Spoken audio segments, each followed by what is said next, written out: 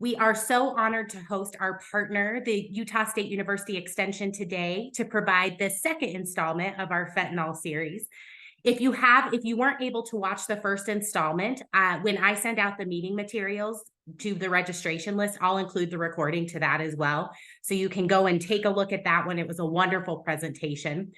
So just for those of you who have never joined a webinar with us, I'll just do quick introductions. My name is Jessica Jones, and I am the program manager for the Mountain Plains Rural Opioid Technical Assistance Center.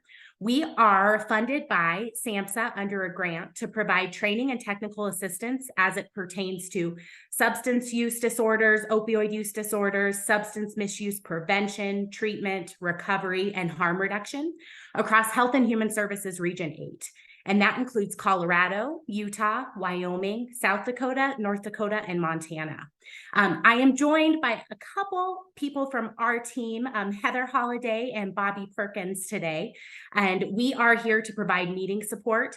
But again, our partner, USU Extension, is going to be providing the bulk of the presentation today, and we're just so thankful for their participation and willingness to present on this important topic. Erin is going to be popping up a slide on the screen here that has a QR code. No need to scan this now unless you want to have this teed up, but as a part of our grant, we are required to collect surveys just to let us know how we're doing, learn about who we're reaching, so our audience. So this QR code will be at the end of the presentation as well, but if anyone had to jump off early, we wanted to make sure we gave the opportunity to get this scanned. And there is also a link that will be pasted in the chat later at the end of the presentation if you'd prefer to fill it out on the computer. Well, thank you, everyone. And I am going to go ahead and kick it over to our USU Extension partners. Awesome. Thanks, Jessica. Thank you, everybody, for joining us today. Whether you are coming back for the second installment or this is your first time, we really appreciate you taking the time out this morning on a Friday, on a holiday weekend, no less, to join us. As you can see, this is basically what we're going to do. We're going to talk about those do's and don'ts. We're diving into this. We covered this a little bit in the first presentation about fentanyl, and now we're going to talk about this more specifically about those do's and don'ts of effective prevention messaging. My name is Gabby, and I work with the Utah State University Extension, of course, with the HEART Initiative, which is the Health Extension Advocacy Research and Teaching Initiative.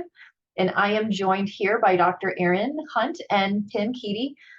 Tim and I are also both in the HEART Initiative. We just work in different counties.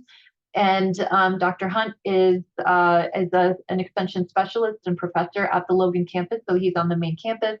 And so before we start, we really wanted to give I guess, props to Clarissa Stebbing. She's a prevention specialist from the Utah Board of Education, and she shared her PowerPoint presentation with us, and we adapted it.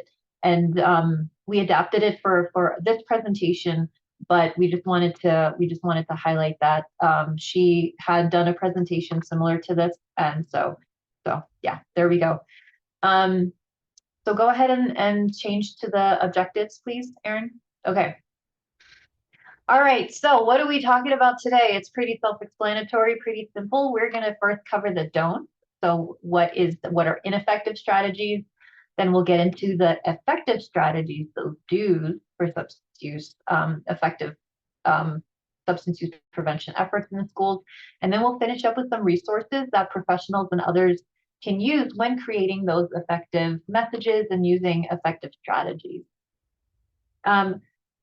So let's go ahead and start with those ineffective strategies, and I'm going to kick it over to Aaron, and he's gonna start us off with these don'ts. Perfect. Thanks, Gabby. Before we start, I just wanted to say yesterday was International Overdose Awareness Day, and a lot of states and cities hosted events to honor, people who've passed away from overdose. So if you were able to attend one of those, hopefully it was, inspiring. And one of the key messages from that is to learn how to use Narcan or naloxone which is the overdose prevention medication. So I just wanted to say that if you don't know how to do that, please maybe reach out to us or someone in your county or city to get some Narcan, because you could save someone's life.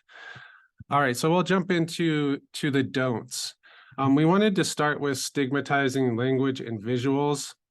So if you're not familiar with stigma, stigma makes people feel ashamed of their condition or problem they have, things like that. So we definitely don't want to stigmatize people who are using substances.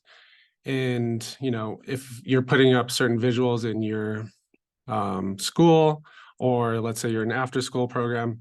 So these do's and don'ts, they apply to youth in general. This is primarily focused on schools, but it can be anywhere with youth. So we don't want to use stigmatizing language and visuals. So I did want to start with a poll and a poll question. So Gabby or someone you put this in the chat, the link. So we're going to start with a poll question about stigmatizing language. So I'm just going to switch my screen here.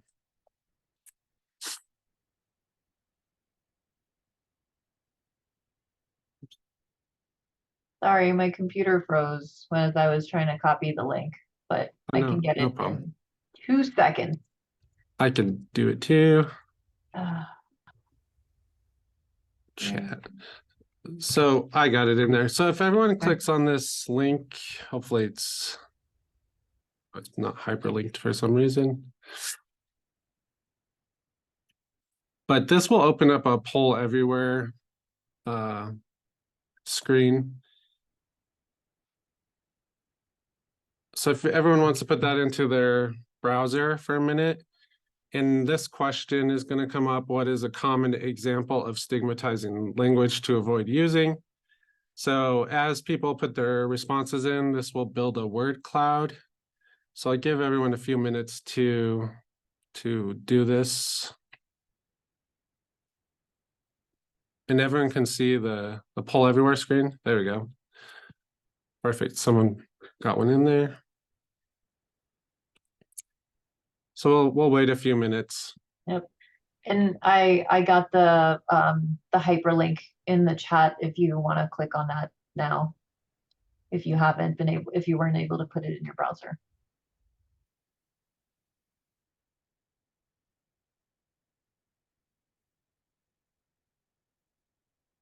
We can see a lot of people are putting the same words. The bigger the word, the more people that have responded to or have input the same word. So you can see addict comes up a lot, junkie, meth, crackhead. These are all very stigmatizing languages to avoid using.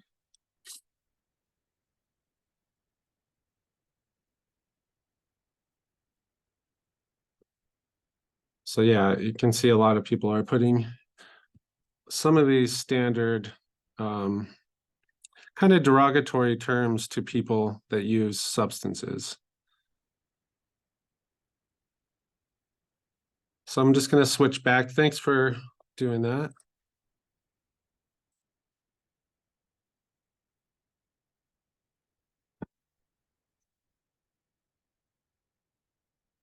So again, when you're working with youth or anyone in general, we do want to avoid using these words. So a lot of you pointed out addict, junkie, drunk, pothead, those types of words. So this table, it outlines just some of the main things to avoid. So obviously those really stigmatizing ones, junkie, you just want to say a person with substance use disorder. So if someone has a drug habit problem, you don't want to say it that way, just someone with a substance use disorder. We really want to emphasize that this is a chronic healthcare condition. It's not like a choice. No one would really choose to stay addicted to drugs or to have these problems, right? It's a health condition. So we want to remove the stigma of putting the blame on the person to this is really a chronic health condition that they need help getting treatment for, and we don't want them to feel ashamed. So you can look at this table, and there's lots of these tables. They change, every once in a while. The recovery community will let us know if we're using something incorrectly. So So just try to be aware of the language you're using and the language your students are using, and try to correct them too as well, so that we're not using these stigmatizing languages. Because we know it does make people hide their drug habits or their drug problems. It makes them less likely to seek treatment or talk about it. With, you know, if it's getting out of control, they're not going to tell anyone because they'll feel ashamed. So that's kind of the point. We don't want to make people ashamed. We want them to be open and honest so that they can get the help they need. So definitely, when you're doing your prevention programs at school, avoid those the language. So I'm going to turn it over to Tim for the next few slides. Okay, hey, thanks, Aaron. It's a pleasure to be with everyone this morning. I'm grateful to have this opportunity to talk about some of the scare tactics. And as Aaron had mentioned, yesterday was National Overdose Awareness Day. And so we had an event in our county. And it's fascinating because we look at some of the things that we do, and even things we did last night that we think are going to be effective, and that some of the people in our community, our recovery community, always want to include and use. And we know that some of those may or may not be really effective. And so we'll talk a little bit more about that in a moment. We talk about recovery communities, different communities that are involved in this. But for the youth, we've talked about scare tactics. I'm sure many of us have seen, we maybe not want to admit, but we've seen some of those scared straight shows. Some of those things have been on TV, showing people getting yelled at, especially youth getting yelled at by adults, and people threatening their lives and different things that were happening. And what we find, and some of the studies are showing more and more, is that's not an effective tactic for youth. For adults, possibly, and some of our adults that we work with say that's really something that they remember and may have helped them. But in most cases, studies have shown that is not an effective way to educate our youth. And when we talk even about that, it's always fascinating to look and see what really the laws are. Office of Juvenile Justice and Delinquency Prevention talks about the facts that these are still being touted as effective, the scared straight kind of opportunities for people, despite stark evidence to the contrary, is troubling. So that's something that has been talked about for a lot of years, and that came from some of the studies by the Pew Charitable Trust that were done and published in 2016 even, and that people continue to do these things because people would watch them on TV, and also it was low cost, and people could do them pretty quickly. And parents, when they do have somebody who's having some problems or some issues, parents might think this would be helpful for their child. They're not responding to them. What can we do to have them be more responsive to what's happening, to understand what they're doing is going to harm them later in life or even now? And so they may include that and have them, have the parents be willing to sign a waiver to allow their children or youth, adolescents, to go and have that opportunity. And what they find even is for the parents that are signing it, the parents are exasperated and don't know what else to do. And so they're not really making good choices for their youth either. So there's a number of things that happen that when we talk about youth versus adults, we know youth brain development is different. And as their brains are developing, they're more and less likely to do things that are going to cause problems, and especially for parents or for their older person that's working with them or taking care of them. But what we do find is that in many cases, we want the youth to be seen and be looked at for other reasons. Like, is there a possibility that they're acting out because of depression, anxiety, something else that's happening that can be diagnosed by a psychiatrist or psychologist or another mental health practitioner? So in other words, they're acting out for other reasons. It's not because they think they're great or whatever they're going to do. They do think they're great because they're adolescents. And they really look at some of these scared straight programs and go, and they put youth together that are, they're having problems, and they have them go through this program. And what they find is even just that activity of bringing youth that are troubled together can cause problems because then they're more likely to act cool and not want this to affect them.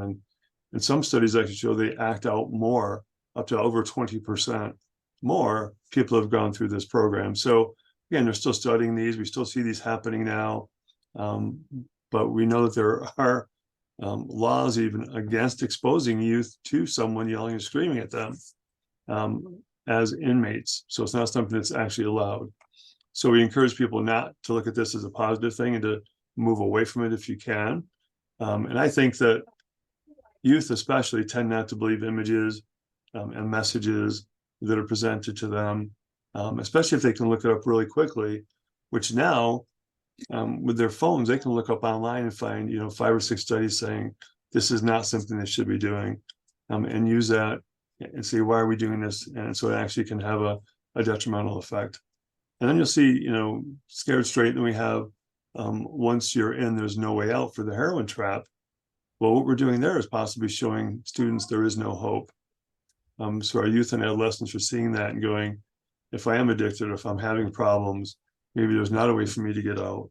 And we already know that not enough people are in treatment that need it, whether a youth or an adult, that this is not a helpful message for them to see. So we encourage them not to be using as part of your media campaigns, and not use those, and really talk about, is there a better way that we can do this, and give facts and information to the youth. And we've had youth in our 4-H programs provide some opioid messaging. And that really was, it had cool graphics, they were cool, but it was just facts. It didn't talk about, if you do this, you're going to die, whatever else we're looking at with fentanyl and how dangerous that might be.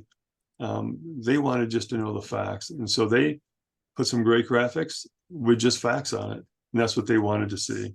So I appreciate that. And Aaron will go to the next slide. Okay, mock car crashes. Well, having been in EMS for many years, this is something we did quite often. And being especially at another university back east, where my position was partially to try and engage students to join EMS, but also to give people what we thought was good alcohol information by showing them something unusual like this. And of course, we knew back then, even this is a number of years ago, that we did this probably 10 years, and we had some studies coming out. So we were always very cautious about showing people who were bleeding and having the deaths and those types of things occurring in this car crash. But studies, again, are showing that it may have a short-term impact, but not long-term impacts. And again, same kind of reasoning, that we're not going to be able to change a youth's behavior by showing them something like this. It's very traumatic. And again, it can backfire. And so we encourage people not to do those types of mock car crashes. And as I said, we did these for a number of years. And it was always, we liked them because we could have our EMS crews go and get all their cool tools, and everyone wanted to do those. And we really struggled with whether or not we wanted to continue doing that, even on a college campus, because we had students that had been in vehicle crashes that it really caused them to have some difficulty. So we talk about trauma-informed care and all of that all the way through. We have to be very cautious of what we do. And even at university levels and things, we encourage people not to do that. We don't want to reinforce negative behaviors of drinking and driving. And again, youth see these and think, this would never happen to me anyway. Why are you showing me this? I've never been in an automobile accident. I may have driven drunk, or may have family members who've driven drunk. And so it does cause some problems for them as far as thinking goes, and what they think may be appropriate for them moving forward, especially that youth are much more likely to be involved in automobile crashes and those types of things, just because of their risk-taking hardwire in their brain. That's what they are expected to do. And so we have to be very cautious with how we dramatize things, and making sure we don't harm people for what we consider is a good opportunity to show them what occurs with alcohol or drunk driving, or other, I should say, or other driving under the influence that we know can occur from other drugs. So I think that's a great thing to think about as we go forward, making sure we don't provide that negative harm to our students. Okay, thank you, Aaron. Can we go to the next slide? One-time assemblies and events. Yeah, we all know, again, it can create temporary emotional response. It doesn't really impact behavior. Can be triggering.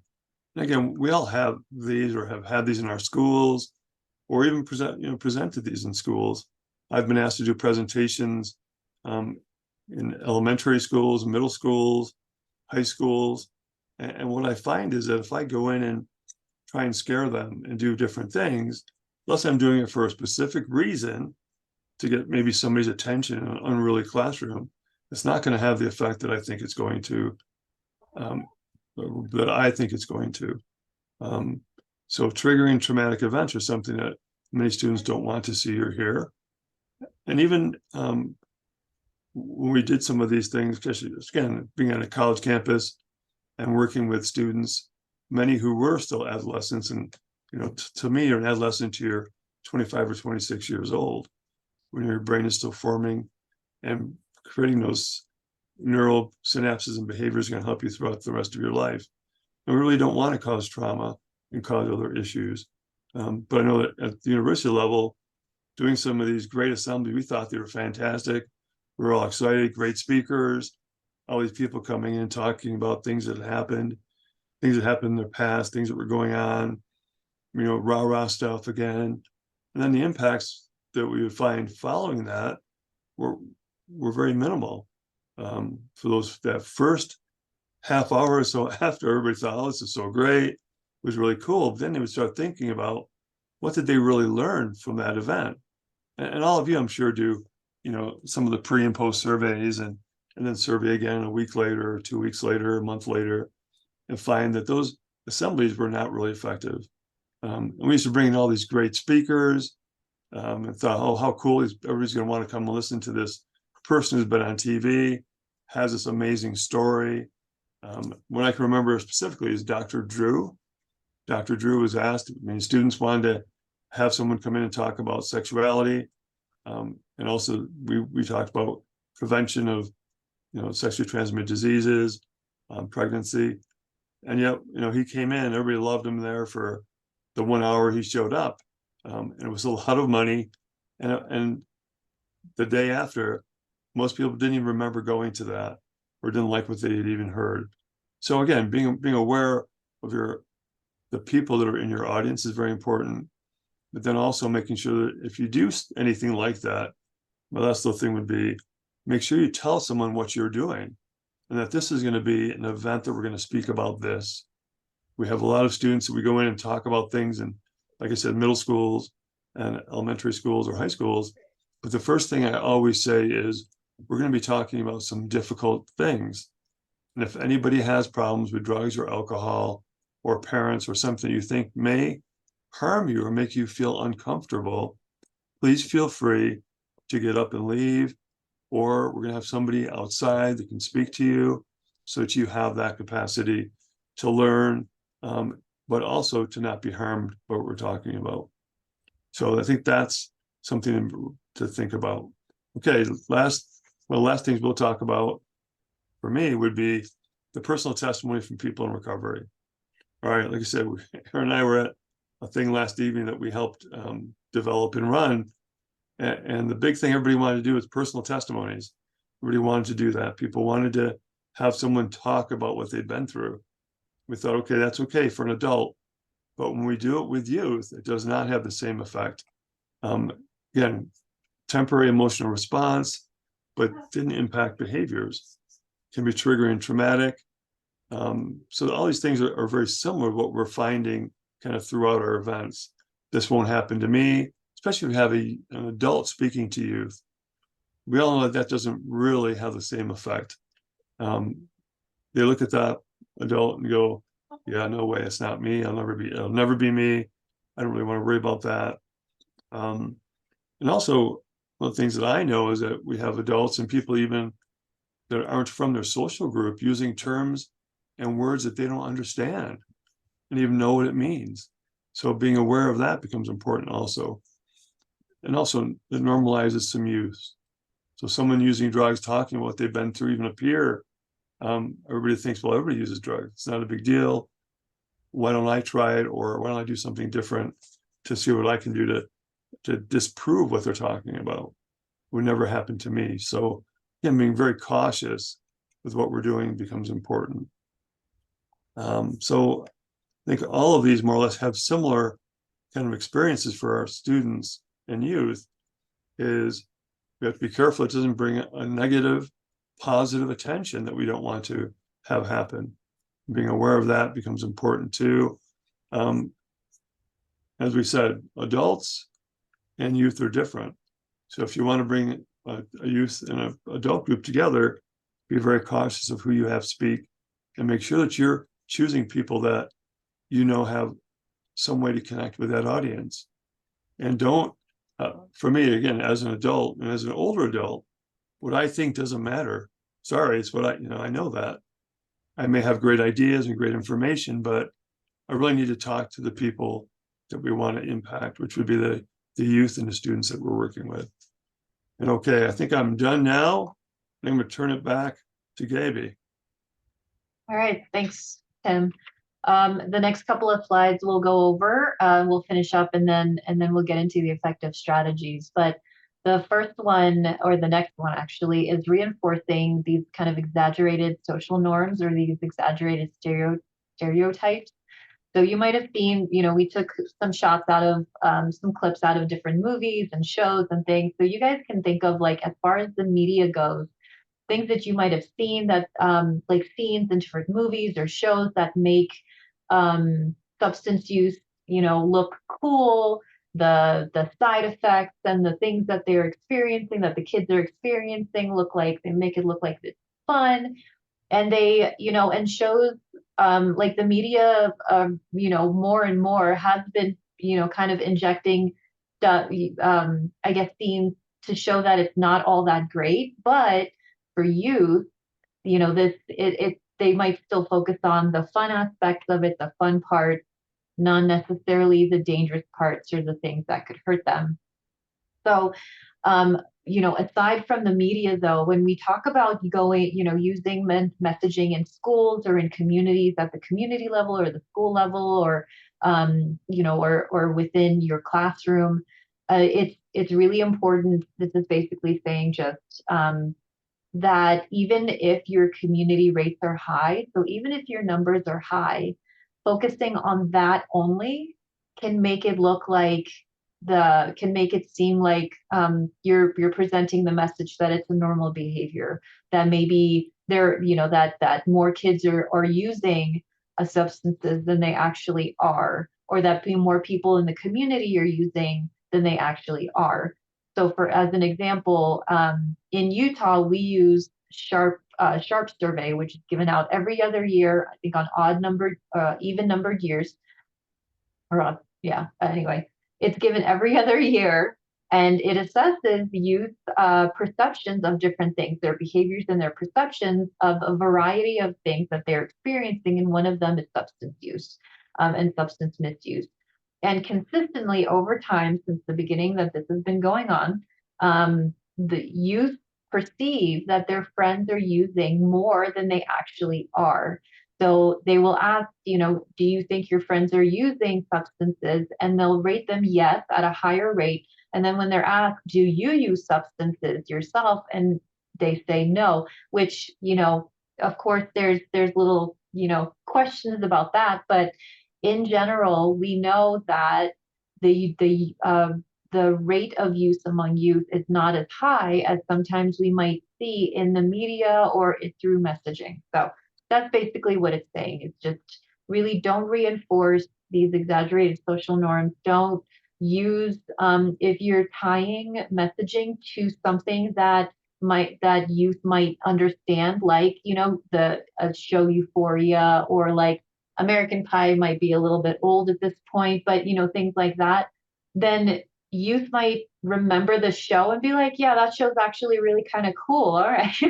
Rather than the actual message that you're trying to get across of like, don't use drugs, or, don't do these things. So the next one we have is about using drug sheets and knowledge-based interventions. And the whole point of this is that, it's important to lay out the facts, but education alone really does not work. It's shown to not work. So just having facts on a piece of paper or on a poster does not really get the message across unless it is tied with some other type of intervention. So maybe some social emotional learning activities, or some campaigns like youth-led campaigns or something like that, that ties that education or those facts to something that the youth can actually use and practice. I got this. It was actually kind of hard. If you Google posters and informational flyers and things on drug education, it is actually really hard to find nowadays, unless you like the stuff you don't do, unless you specifically type in messaging from the 90s or messaging from the 80s, and then you'll see all the stuff that was used back in the day. And so it was a little bit hard. So I actually took this as a screenshot from a document that we'll share at the end. But this is basically just showing you another example of if you show pictures of what a substance looks like and kind of what their symptoms, or their not their symptoms, but like the effects are. Some of those might sound cool. We might be, when you're talking to adults and you hear that opioids cause feeling dizzy and really tired, and for us we're like, no, we don't want to do that. For youth, they might be like, well, actually I need to sleep, like I don't sleep at all, so maybe I should try one. So that's kind of what we're talking about. So we don't want to show youth what different substances look like and those kinds of tempting and, kind of fun, quote unquote, side effects. And then the last one about this is we do some, I've seen messaging. People have used messaging. I've been exposed to it as a teenager. When we look at messaging that uses myths versus facts, that like you kind of those myth busting educational content, we're more likely to remember myths. They're sometimes easier to remember, especially if they reinforce something that we already think. So if we already think that this myth is true, then the message will be easier to remember because we're already thinking it. Like it's hard to change a myth. So if you are going to do something like that, it's better to just state the facts and reinforce those, rather than try to do a myth busting series or a myth busting education or content, because those tend to be easier to remember rather than the facts that are usually underneath, that usually paired with that. Okay. Next we have moralistic appeal. Moralistic appeals, this is kind of one of those. So some examples of this would be saying like, drugs are bad, don't do drugs. If you do them, you're a bad person. Think of your family and your friends. You don't want to ruin your future. You're a good person. Just don't hang out with that crowd. Don't become that person. So those are those examples of what we're talking about when we mean don't base your message around moralistic appeals. And one of the reasons for this is that youth, as they're developing, they're trying to figure out their own values and their beliefs. They're growing. They're going to question things anyway, and they want to, as they get older, they want to know that they're making the right decisions, or they're making decisions, but it's their own decision. It's not somebody else telling them, or putting this in their head, or trying to make, tell them what to do, essentially, right? So as youth are developing and trying to figure out what their own values are, what their beliefs are, it's important again to kind of try to stay away from these moralistic appeals. And this kind of goes back to the whole stigmatizing thing that the slide that Erin talked about at the beginning, and Tim touched on with some of the other don'ts, is doing something like this, especially, calling someone out or saying that, they're not a good person or they're bad or, don't do this for your family, it could be stigmatizing, and it could encourage hiding and not seeking help, because youth might internalize this. Like, maybe I am a bad person, maybe I don't deserve to be helped, or, don't deserve, to have to be able to try to get off of this medication, this substance or whatever. So it can lead to being kind of stigmatizing, to lead to that self stigma that people might internalize and feel, that might encourage them to hide it and not seek that help. Okay. And then the last one we have is role playing the problem behavior. Now, I have a picture in here about drunk goggles. If you've ever had these, I had these when I was in college. We had our university police department. They would go to the dorms, the different dorms, and even the RAs, so the resident assistants that live in the dorms. They would have these programs, and they would have us put on these drunk goggles, and then we would try to throw a ball to each other. We would try to do different tasks. And all I remember from that is it was fun. Like, kids were having fun with this because it was so crazy. The balls were flying all over the place. Nobody was catching anything. People were running around, they were stumbling, but people were having fun. And so things like this can reinforce the fun aspects, or what people perceive as fun, and that might be what they remember. So the message itself might get lost in doing things like this. It also, when you talk about role playing, like especially among youth, and when we get to the effective strategies, role playing with a purpose and role playing to practice an effective strategy or a resiliency strategy is shown to work. But when you're role playing, let's say, one person is the person who's selling the drugs, and the other person is the one who's supposed to say no to them, then it can condition youth to those negative behaviors and roles, especially, as youth are younger and younger.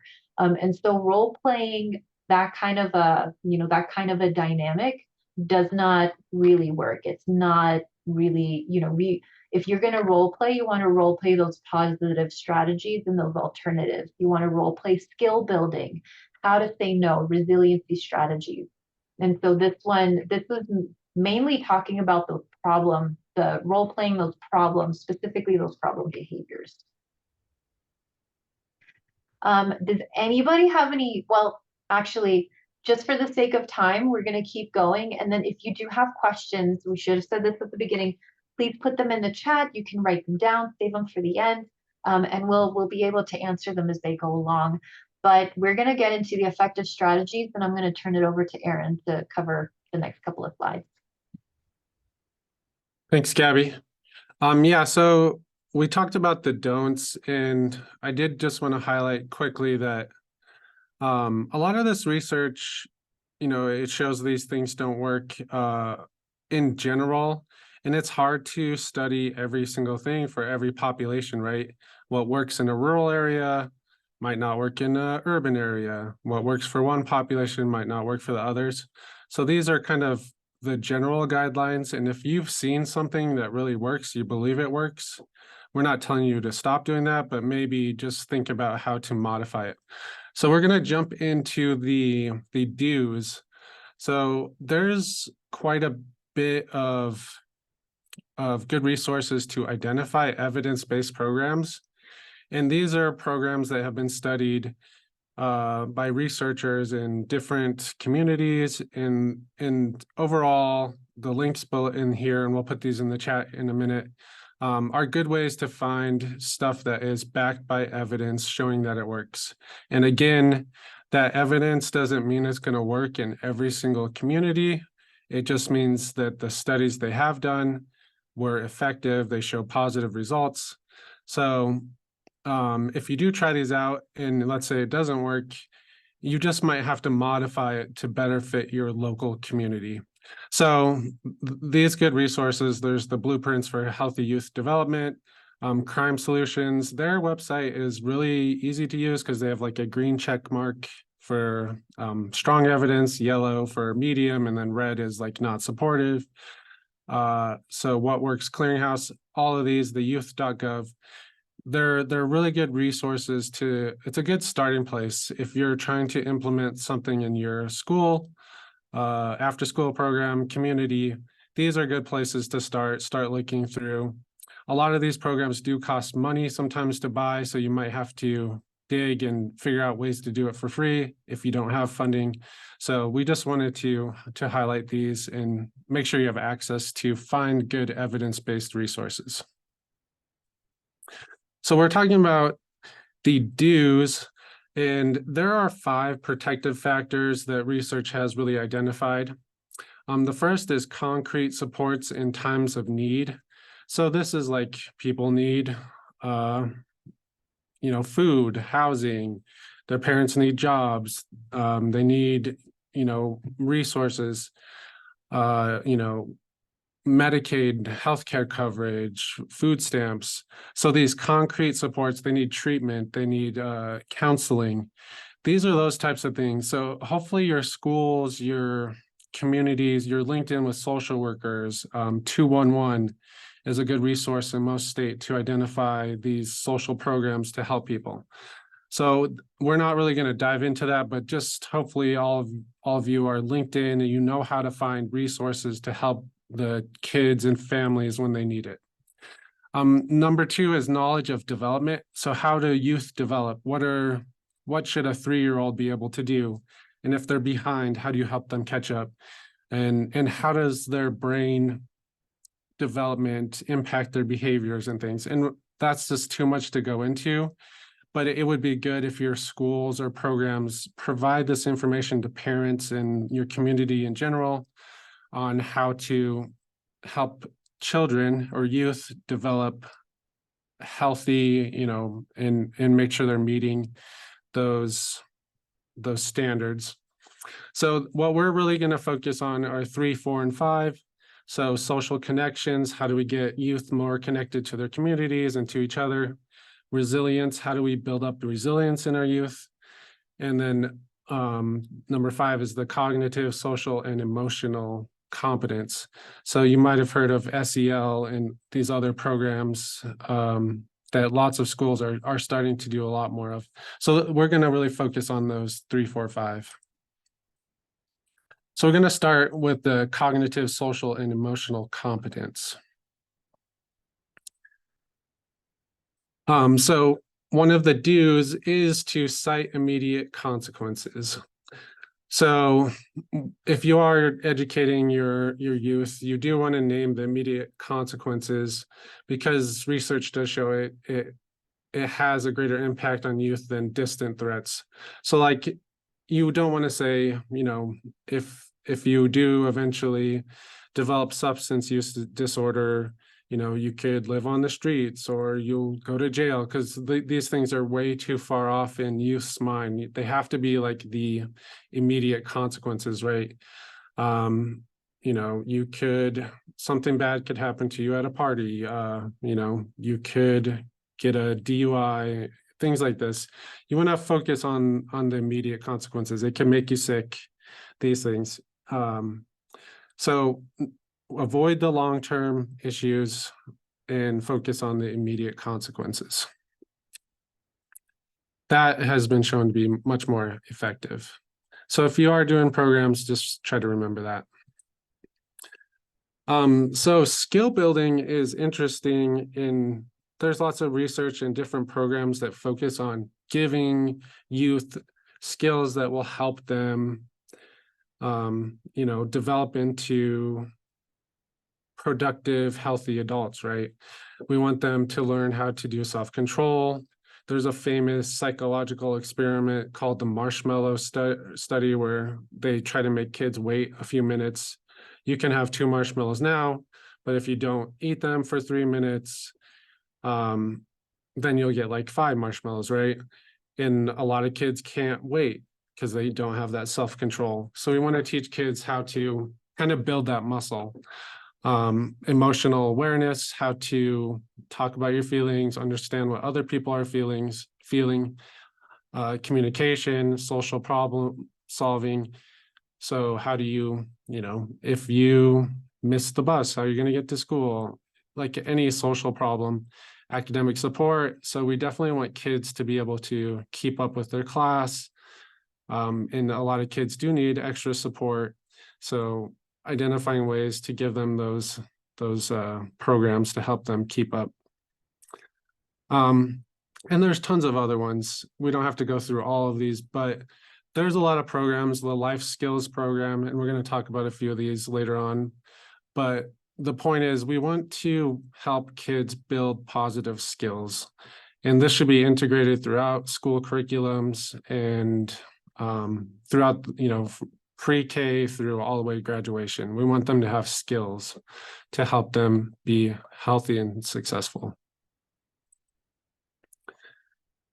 So we talked about before having adults come in and talk about their experience and how kids can't relate.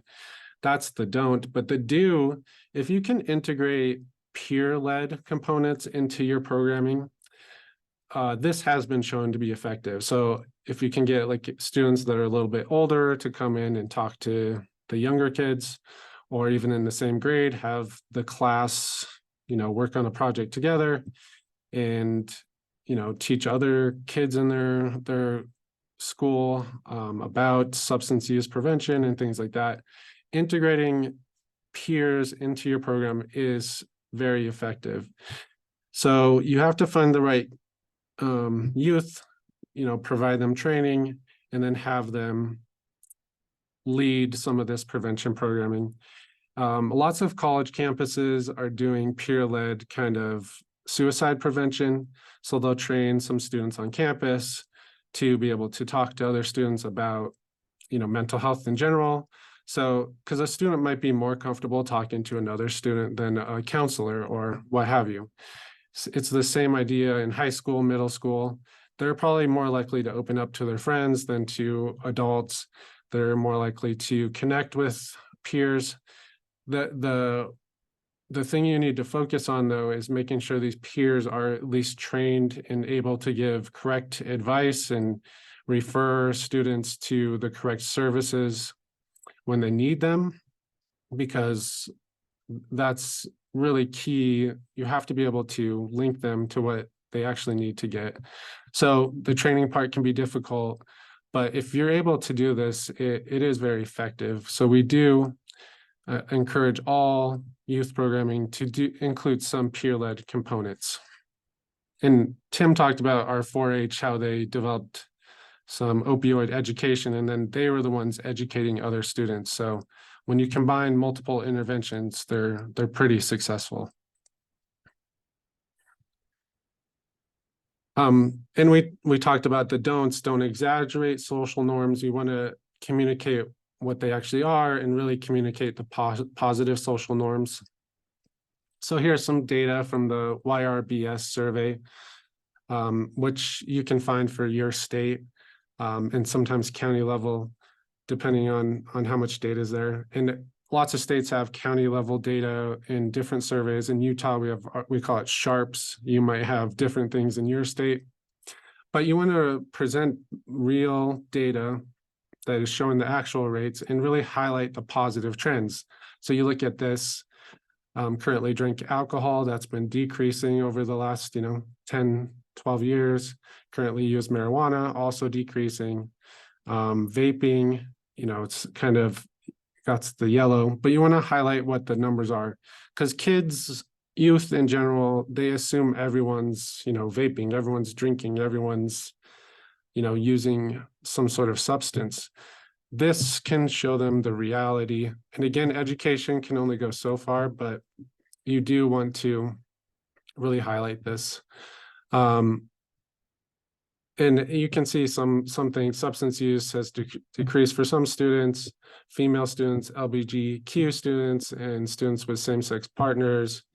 They were reporting higher use among all substances, racial and ethnic differences.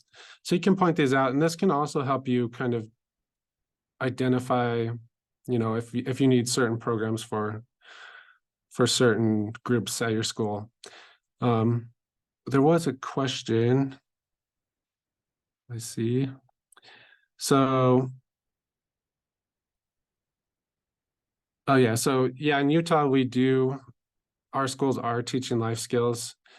And I'm newer to Utah, so I'm gonna see if Gabby or Tim could answer that question, if all school, like what grades they start.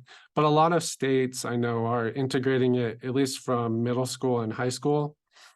In Utah, it might even be from elementary school. So I'll have Gabby, but you can also look at everyone on here for your state, kind of what the requirements are for schools and if they're using some of these programs. It is good to know what's already being done so you don't duplicate what they're doing, and you can kind of enhance with additional programming. Yeah, really quick, Aaron, Utah does require that to be done in every school district. We're finding it's not being done in every school district. Thanks, Tim. Yeah, sometimes these requirements are hard for schools to, they're understaffed and other things, but hopefully we can get them all, up to par eventually. So I was gonna next talk about social emotional learning programs. And for SEL, it's kind of got a bad press lately due to politics. So it's, for some reason, it's been intertwined with like a lot of the racial issues, but it has nothing to do with that. You can call it whatever you want, but what SEL programs are focused on, if we go back to that skills slide, really we're teaching youth how to be empathetic to other ones, understand other people's feelings, how to manage their emotions, which is really critical for coping and being able to deal with, your emotions so that you don't overreact or turn to violence or other things. Emotional recognition. So can you tell what other people are thinking? Problem solving. So you see the picture, instead of trying to push this kid on the swing, how would you actually take turns? What would you do? Impulse control, which we already talked about, self-control. You don't want all the kids to eat the marshmallows right away, right? Calming down. So different techniques to, when you are, let's say, angry or upset, how do you calm yourself down in a healthy way? How do you communicate with others? And how do you be assertive when you need to be? These are kind of the main categories. There's tons of programs that are focused on these. And your school might do one, like the Life Skills does a lot of this. And there's other programs, Second Step and things like that. So if your school district doesn't do anything like this, you can maybe start investigating current programs and if you have funding or not, and how to start implementing a few of these. From even, you can start in Head Start or pre-K all the way through high school, including activities to improve students' ability to do all of these skills. And there's tons of research showing that this is very effective in building resilience and other things. So here's just 3 examples of programs that are focused. They at least include social emotional learning. It might not be the primary focus, but they definitely include aspects. In life, the BOTVIN life skills was brought up. That's what Utah uses in a lot of states. So there's also positive action program, which a lot of after school programs have used, like Boys and Girls Club, Big Brothers, Big Sisters, things like that. And then there's another one called promoting alternative thinking strategies. And again, these all cost money. So if your school district program doesn't have funding, you can also just look into it and start building your own little activities to integrate into your course to build those skills. But these are just 3 examples. So I'm going to turn it over to Tim to talk about social connections next. Okay, well, thanks. We've gotten some good information. We'll talk about some of the connections when we talk about children, but just really quickly before we go even to children, we know that social connections, as are being studied now, even in adults, we're finding a lot of our adults across the US are lonely. So we've got a huge lonely population. And we studied actually at our university a number of years ago and found out that somewhere around 47% of our students were lonely. And it was really kind of surprising to us. And then that was probably 5 to 7 years ago, we started seeing that. And now we've seen that go further and further all across populations. So it's something that we know we need those social connections, we need people to be together. And especially we need to have that with the youth. So we talk about bonding with pro-social adults and peers and like-minded adults too. It's being very, I guess, specific about that also. And youth that have those positive relationships with adults and peers are less likely to engage in substance use and other negative behaviors. But when we talk about how do we have those pro-social adult and peer relationships, really need to start thinking about where our youth spending their time, where are the efforts that are being made to keep them maybe doing things that are appropriate, especially in the school system. We had some school systems that were having problems with vaping. And so we did some programming to try and reduce that. We call it strengthening families, because we knew that a lot of the children that were vaping, this is in a middle school, so 5th, 6th, and 7th graders were having problems with the school systems we worked with, and they needed some help, and they came to us. And so we actually ended up having a grant that we worked with for another reason, and ended up using it for the same thing to kind of reduce that. And really was getting people to talk about building that communication between peers, but also really importantly between the parents or their caregiver. That really was something that changed how they responded to what was occurring in their own lives. So we talk about creating a sense of being loved, valued, and safe. And of course, all these in healthy relationships, in safe relationships. So spending time in nature, expressing gratitude to others, volunteering, getting involved in communities. Those are all things we know have positive benefits for our youth. So we want to have those similar values like we mentioned, as well as developing a sense of connectedness that empowers youth to have them become generous and creates a sense of being loved, valued, and safe again. So again, some things we can do. School systems may have a little more of a difficult time because we can't control a lot of things that happen in our schools, but we can encourage those healthy behaviors if possible. Okay, next slide. We're going to talk about what activities or practices have you used that enhance connections and bonding. So just really quickly, if you can put it in chat, that would be something that would be great. We don't have a lot of time, but if we could do that real briefly, might be something we could just talk about for a moment. Connections and bonding, like I said, for us, we talk about 4-H and how people that are in the horse club, the dog club, the cattle club are more likely to be healthier throughout their lifetimes because of what they're working on with us. That's something that we're doing because of what they do with their families. The families are engaged and involved in that. And my biggest thing, it's always fun to go to the fair. I'm sure some of you have fairs in your areas, but I go to the fair and I see what parents and families are doing and what the peers are doing, what they're doing together. And I see these huge animals walking with little children. And I'm like, this giant horse is being led by a 5 and 6-year-old little girl. And I thought, how amazing is that? But the girl has built that trust with the animal, and the parents trust that animal also. And so it's something that she walks around, they walk around and go talk to their friends. It's really a great engaging behavior because they have to take care of their own horses.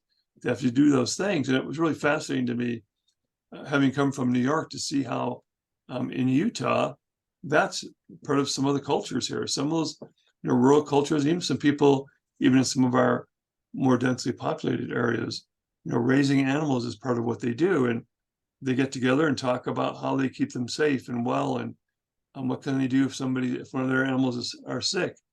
And there's a whole group of people that do that. So I think that's kind of a cool thing that we're finding with the people in Utah through 4-H, or even if they're involved in other clubs on their own, or just getting together with families and friends and people that they know.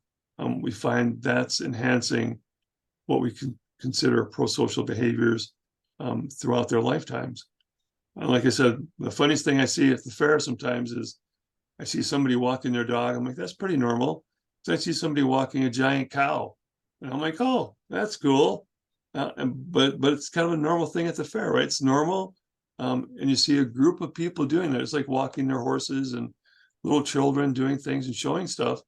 And they're getting some positive reinforcement from the adults they're with, in some other areas. So for me, working with people who have substance use disorders quite intimately and seeing what they go through, and having people die because of overdoses from fentanyl, I know that it really begins when we have our youth involved in something that's going to help them be successful. So I'd rather see those youth and the people that we're working with having those positive pro-social activities going forward that we're talking about here, than seeing them later on in treatment and trying to treat that adult for problems that they're having.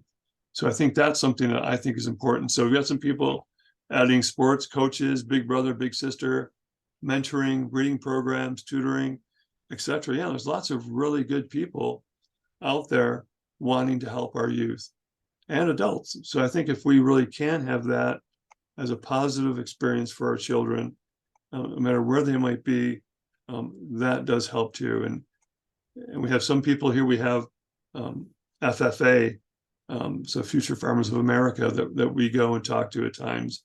And again, it's a group of like-minded individuals, young adults, who come in and are, just came back from milking their cows or whatever they were doing, and they meet in some high schools and different things here in Utah.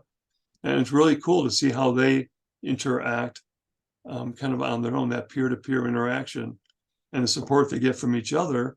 And many of them, drugs is the first thing from their mind because they're so busy trying to keep their animals healthy, keep themselves healthy.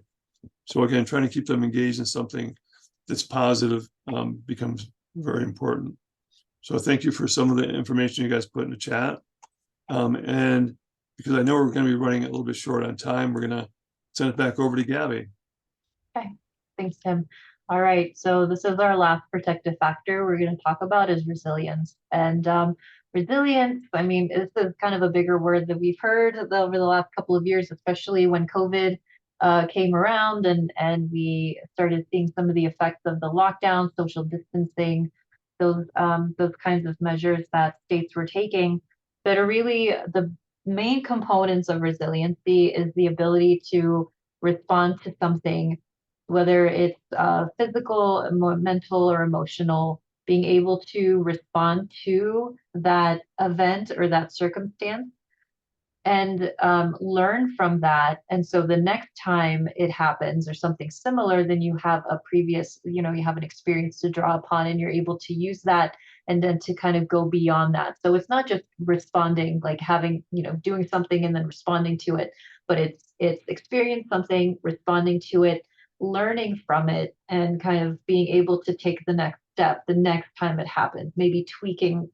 a way that you responded to have an even more positive effect or impact for you, whether it's physical, mental, or emotional. So resiliency, before we get into, this is kind of a short section, but we wanted to talk about the 7 C's of resilience. And you can find this online. This concept was created by a pediatrician a few years ago, and you might have known it as like the 5 C's, and then these 7 C's were added a few years ago. But what it really does is you have these skills that are found to help youth in the way that they are able to thrive in their lives. Again, looking at being able to handle physical, mental, and emotional things that are experiences in their life, And so fostering and encouraging youth to develop these positive concepts or these skills can help them develop that resilience and can help them thrive in different situations. So we have competence, confidence, connection, character, contribution, coping, and control. And because of the time limit, we're not going to go through each one specifically, but we do have the link to this. And I'll put it in the chat toward the end as well, just so you're able to see this. But these are shown to help because they reinforce positive concepts.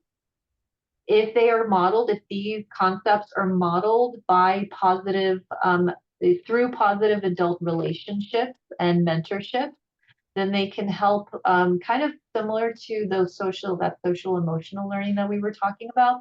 These are just those really basic kind of core skills that help youth be able to respond to situations, be able to go through life and work with others, work with themselves, and be able to interpret different situations in a better way, in a more positive way, so that they can respond to it and kind of thrive from those situations.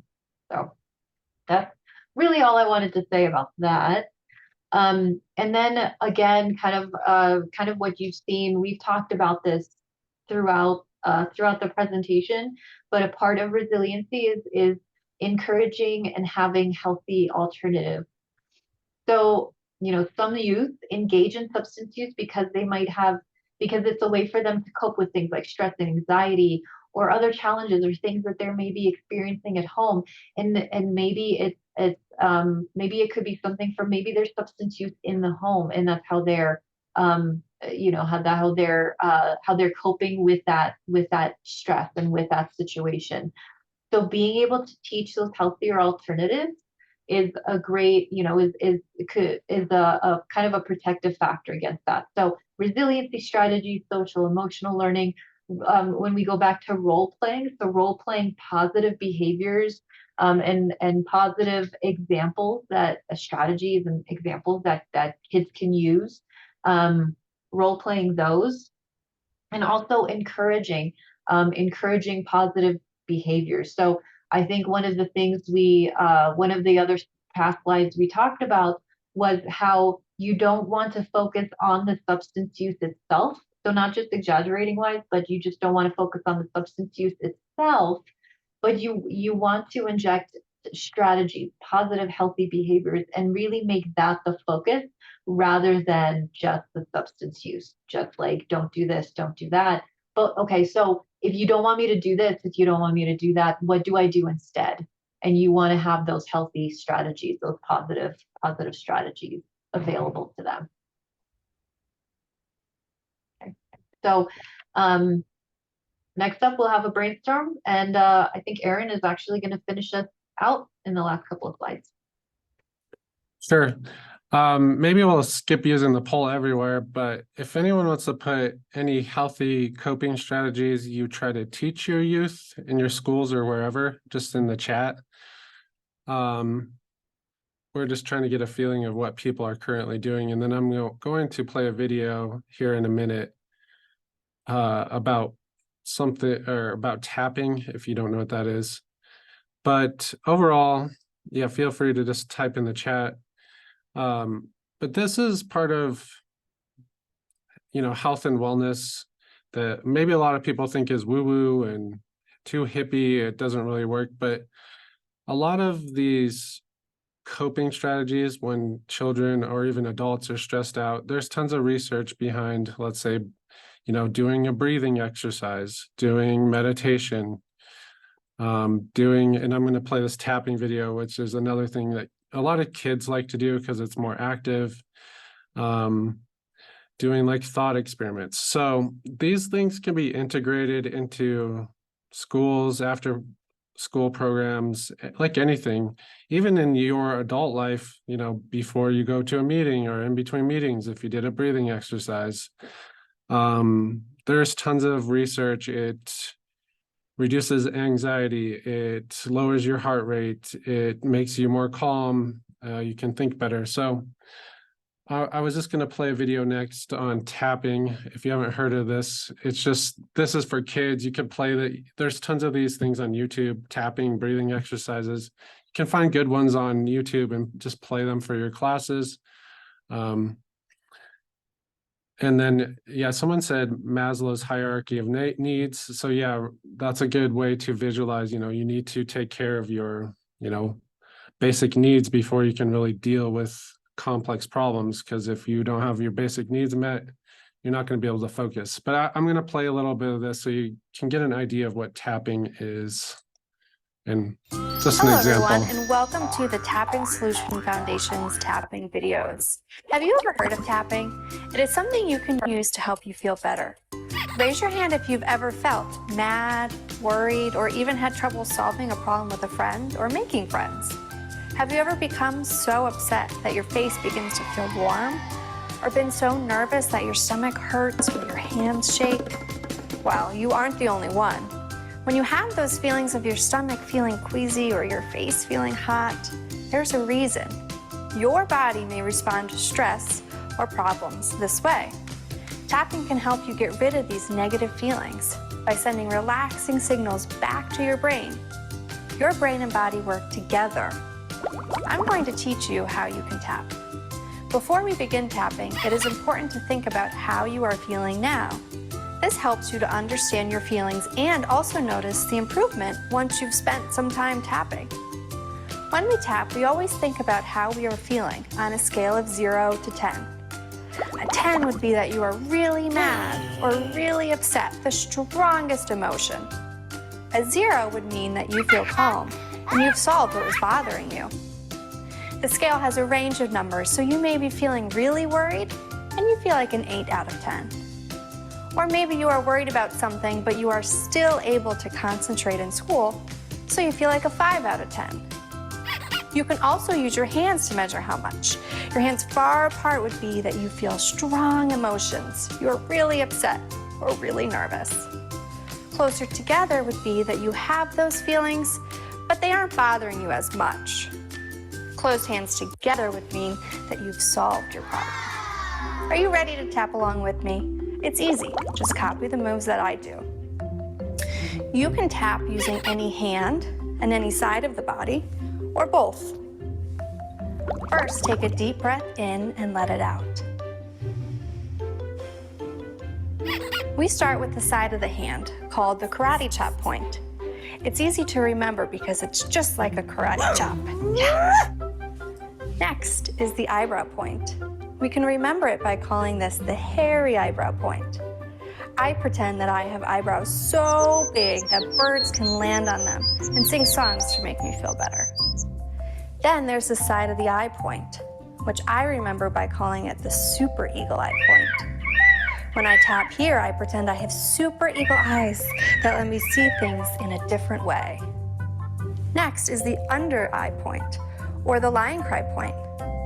This reminds me that even if you're strong like a lion, it is okay to cry and let feelings out. Then there's the under the nose point, the dragon fire point. I breathe out my bad feelings just like a dragon breathes fire out of its nose. Next is the chin point, or the wolf's chin point. When I tap here, I'm like a wolf howling away the feelings that are bothering me. Then comes the collarbone, which I think of as the gorilla thumb point. When I tap here, it's like I'm a big, proud gorilla beating on my chest. Next is the underarm point.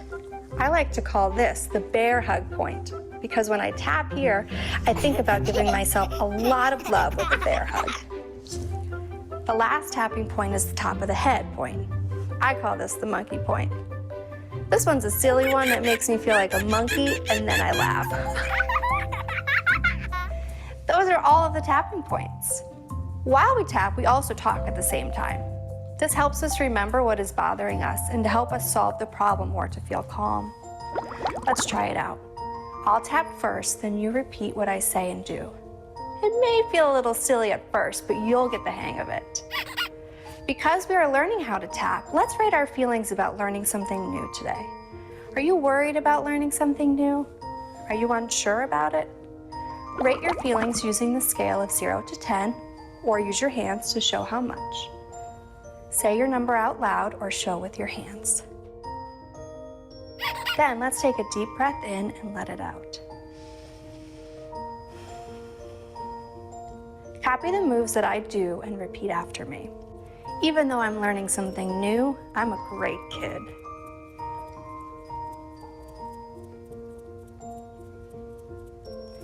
Even though this will be different, I like to learn new things.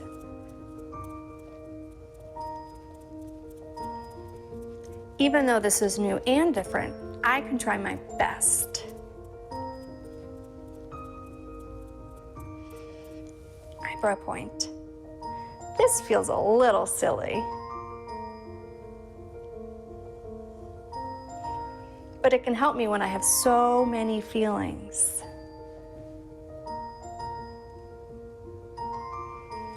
I love learning new things.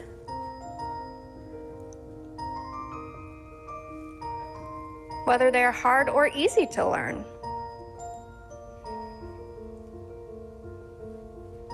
Tapping will help me. I will learn all about it. I'm a great kid.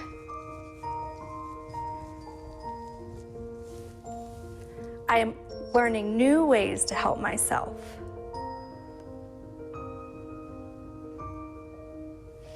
Now let's take a deep breath in and let it out. This example is one round of tapping. Usually we'll do more than one round until you are feeling better. After tapping, you will rate how you feel again using the scale of 0 to 10 or this much with your hands. Are you still nervous or worried about learning something? Yeah, I just wanted to share that I've talked to lots of teachers that like that exercise to do like at the start of school.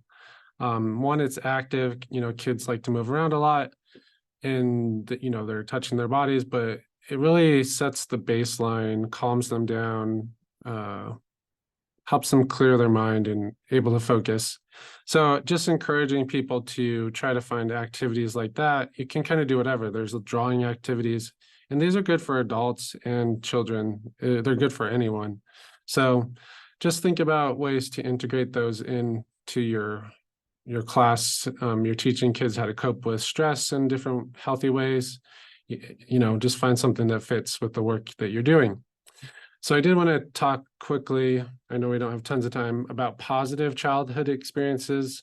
You might have heard of ACEs or adverse. We're not going to talk about this. This is just positive because these are protective factors.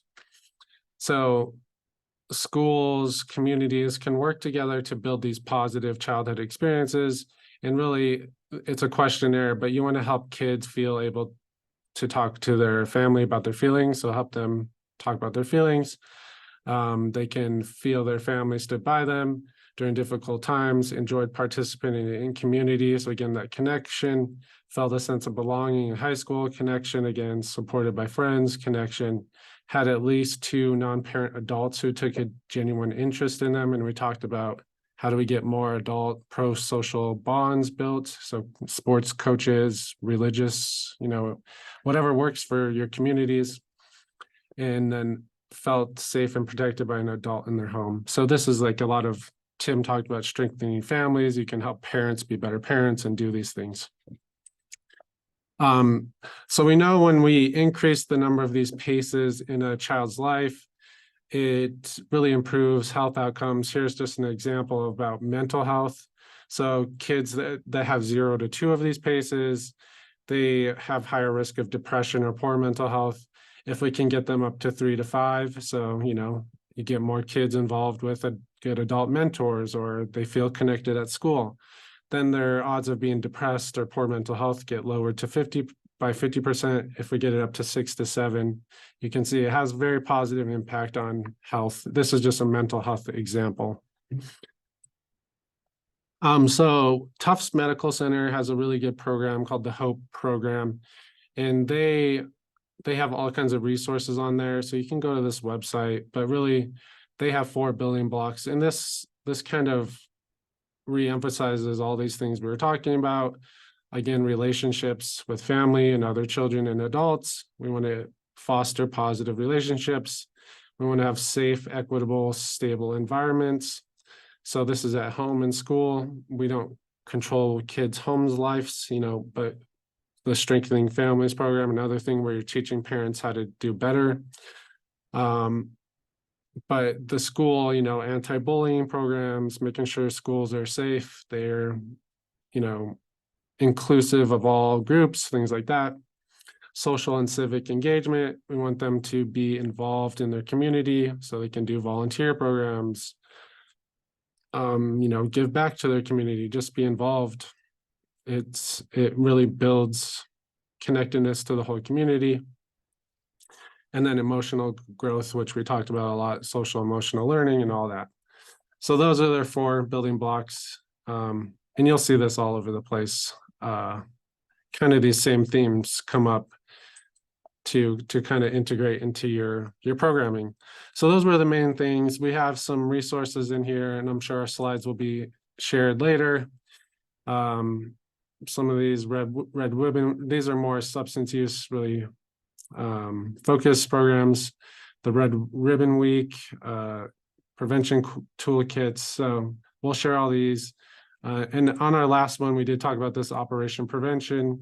There's some things you can integrate into your classroom, some activities. So there's a lot of good resources out there. Feel free to use any of these if you have time or it fits with your school or programming.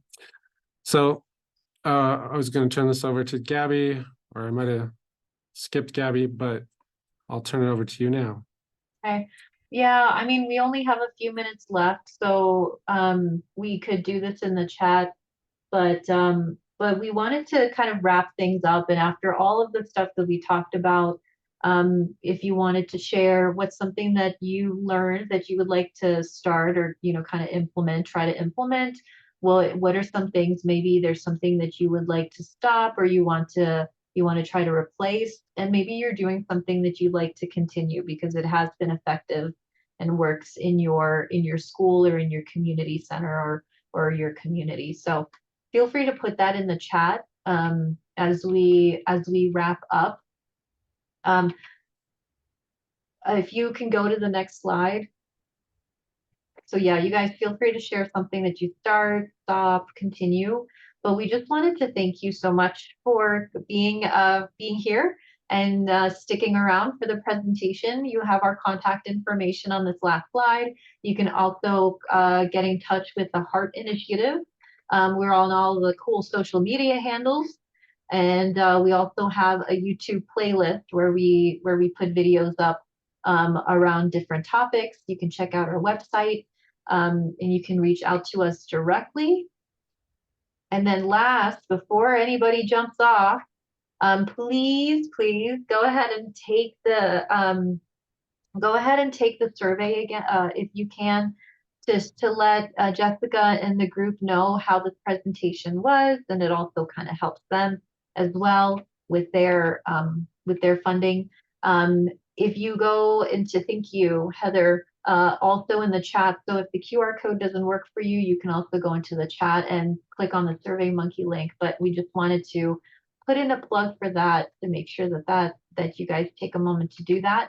And then the last couple of slides is really just our reference page. I added another reference. We forgot to put in the link for the Hope Center. So I put that in there. And so you'll, when Jessica shares these slides, it'll have that resource in there as well for you guys. So, but thank you again. And I guess we'll turn it over to Jessica if you have any last words, last things you want to share. Sure. Thank you so much, Gabby. And thank you all for joining us today. We sincerely appreciate your participation in the chat. Again, as Gabby mentioned, the survey link is there from Heather. I also put a link to join our mailing list if you're interested in hearing about future events.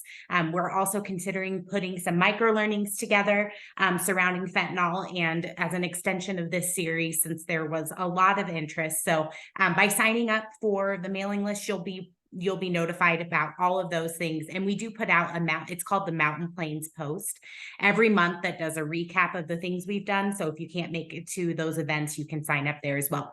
And I do know some of you need certificates to show that you attended this course. So I also pop my email address there in the chat so that you can reach out to me, and I would be happy to send you a certificate for attending.